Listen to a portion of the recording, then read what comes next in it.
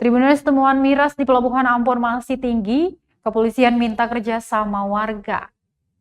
Menjaga situasi Kamtibmas di masa pandemi, Kepolisian Polsek Yosudarso meminta masyarakat Kota Ambon bersinergi memerangi serta memberantas peredaran minuman keras atau miras.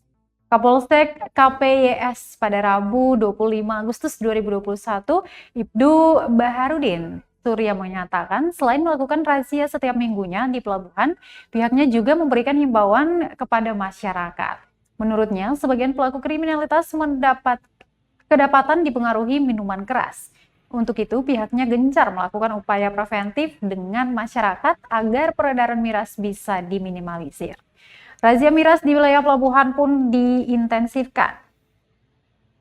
Diberitakan sebelumnya, Tribuners, dalam 2 bulan terakhir terhitung Juli hingga Agustus 2021, jajaran kepolisian Polsek Pelabuhan Yosudarso Ambon berhasil menggagalkan penyelundupan 2.200 liter minuman keras jenis Sopi di 2 pelabuhan yang berbeda. Menurutnya, peredaran miras tradisional jenis Sopi masih sangat banyak beredar bebas di kota berculuk manis ini.